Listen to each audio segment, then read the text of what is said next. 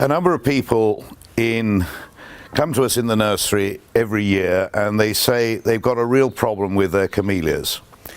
And we look and see what they're looking at, and we see camellia leaves covered with a black sooty mould.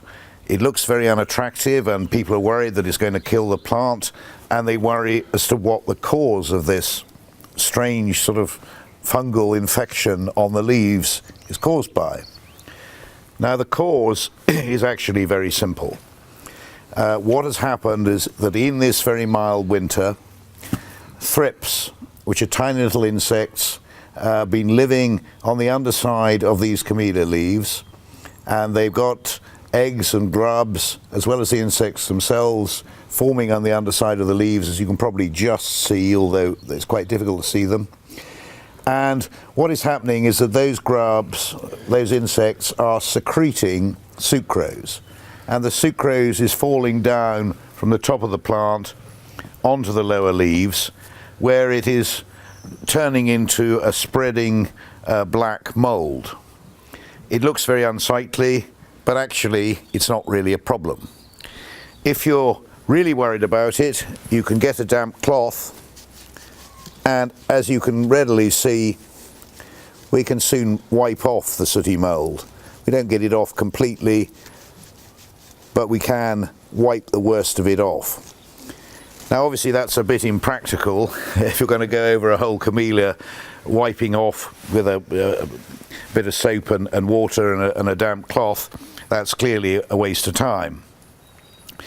But you're only going to see infestations like this after a very mild winter. Normally a cold winter and the frosts would kill off the thrips and you wouldn't have this problem. But this last winter has been so mild that a number of you will be experiencing this in your gardens.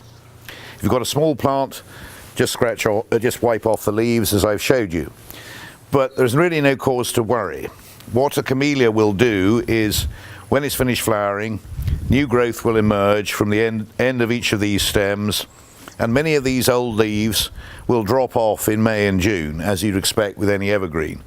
So the worst of the infected leaves, and they're not really infected, they're just growing a fungus, an unsightly one, most of those old leaves will drop off anyway. The new leaves will be unaffected, and you won't actually see this problem again, possibly until March next year. But by the early months of summer, you look at this plant and you wonder what you were worrying about. So it's nothing unusual, it's a common phenomenon, it's nothing really to worry about, even though it looks a bit unsightly, and it's a problem that will remove itself as the plant grows. It's not really doing any harm to the plant, it's not going to shed any leaves, it's not going to kill it, and it's just a feature of nature. If you like, it's the same as having whitefly and greenfly secreting in your greenhouse and ants coming to eat the secretions. There aren't any ants out this early in the season, and the secretions are not being collected up by other insects. So it's no problem, don't get too worried. It looks a bit grim, but there we are.